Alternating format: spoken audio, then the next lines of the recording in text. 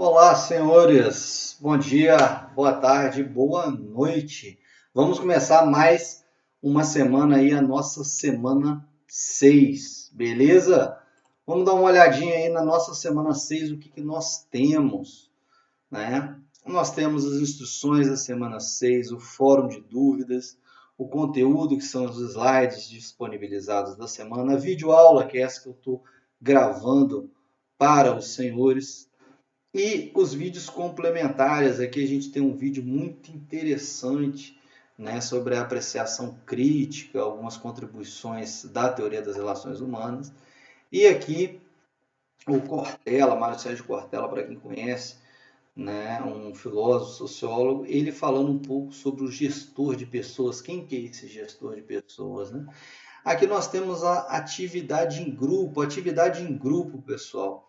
Vocês vão escolher o grupo de vocês aqui e os grupos já estão com os temas, né? Se eu clicar aqui para vocês, ó, depois, né, vocês vão deem uma olhada lá, porque tem um número limitado de pessoas por grupo, né? Tem alguns grupos com mais pessoas, alguns grupos com menos. Se eu não me engano, os dois últimos grupos são menos pessoas. Vocês é só dar uma olhada lá, fazer a divisão e ver quantos tem na sala, que isso eu já coloquei para vocês. Mas a gente pode tirar algumas dúvidas no chat.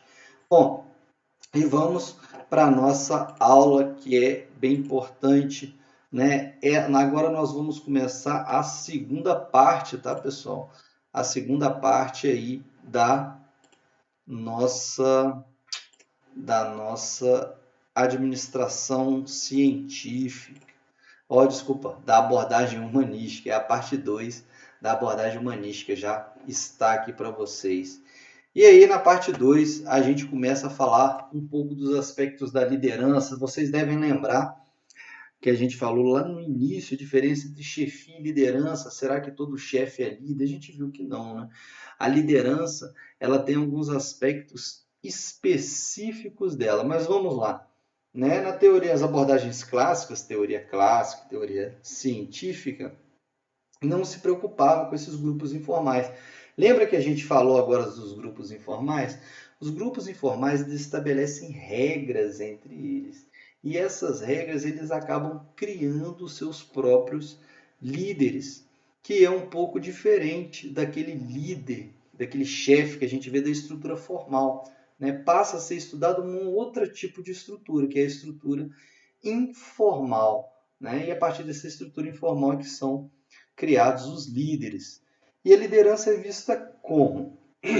A gente tem aí, é um fenômeno de influência interpessoal, se você observar, né? É aquele que é influenciado pelos grupos sociais, ou seja, o seu próprio grupo, ele elege o seu líder. Na sala de vocês, vocês têm uma liderança, provavelmente vocês elegeram, ela não foi imposta, né? É um poder socialmente aceito.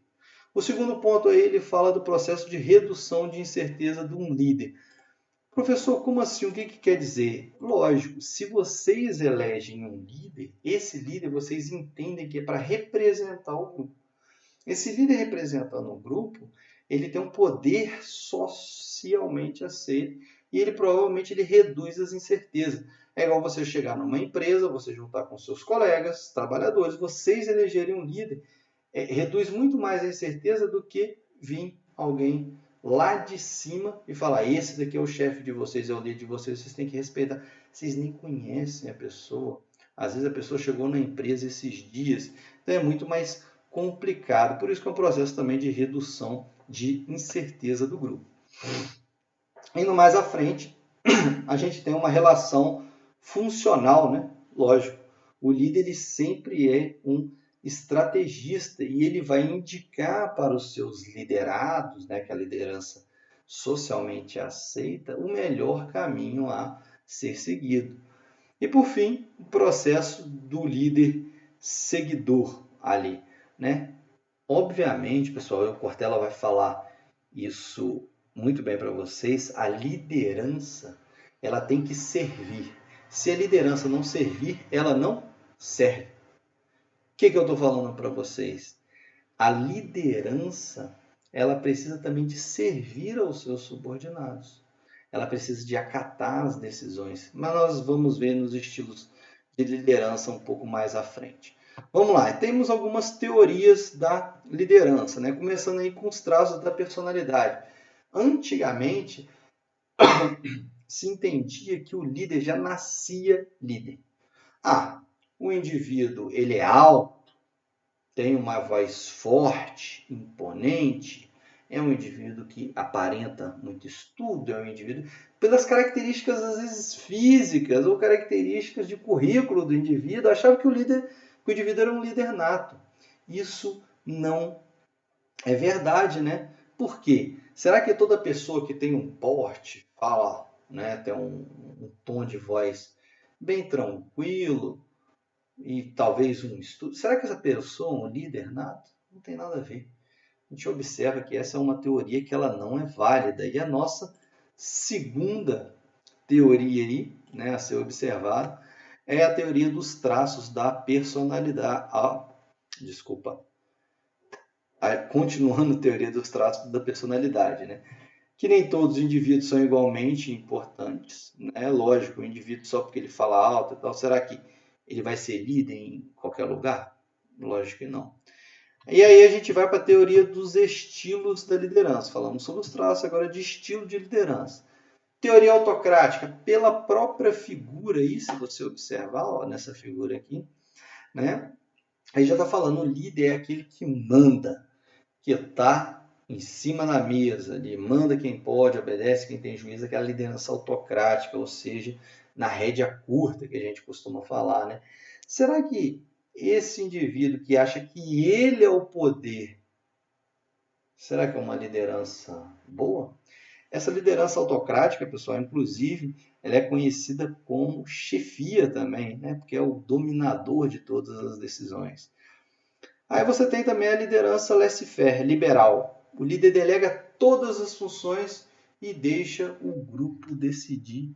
Mas será que essa liderança é boa? Imagino vocês, todo mundo tendo poder de decisão. E o líder não faz nada, ele quer acatar todas as decisões. Não dá. Né? Vai chegar uma hora que a decisão de um colega ou de outro não pode ser acatada. E não tem como acatar a decisão de todo mundo. Então esse líder que deixa liberar, né, a liderança dele correr à solta, ele é muito pouco respeitado, porque ao invés dele tentar unir as melhores soluções, as melhores ideias, não, ele tenta acatar as ideias de todo mundo, isso também não é legal. E por fim você tem a liderança democrática, ainda falando dentro da teoria do estilo da liderança. A liderança democrática ela é muito boa porque o líder ele conduz, né, a sua liderança, o processo de ideias, que a gente chama de brainstorming também.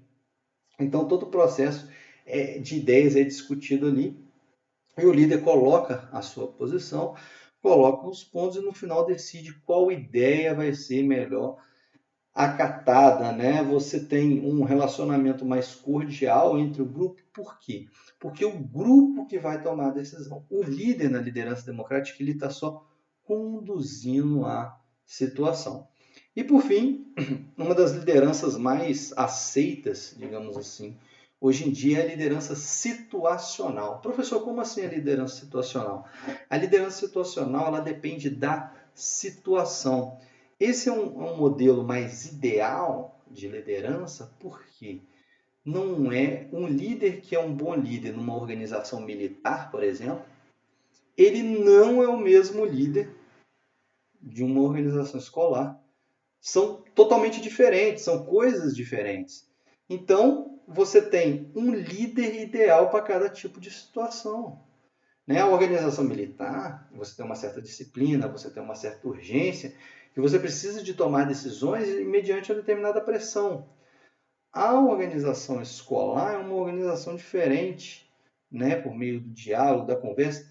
Também, por exemplo, a instituição religiosa é também diferente. Então você tem vários tipos de organizações que você precisa tomar decisões diferentes. Então o líder, ele depende da situação que ele está vivendo. É isso que fala para a gente aqui.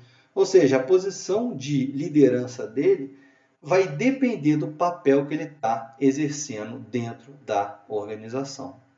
Tá beleza, pessoal? Então, essa primeira parte da parte 2 da abordagem humanística da administração fica por aqui. Até o nosso próximo vídeo.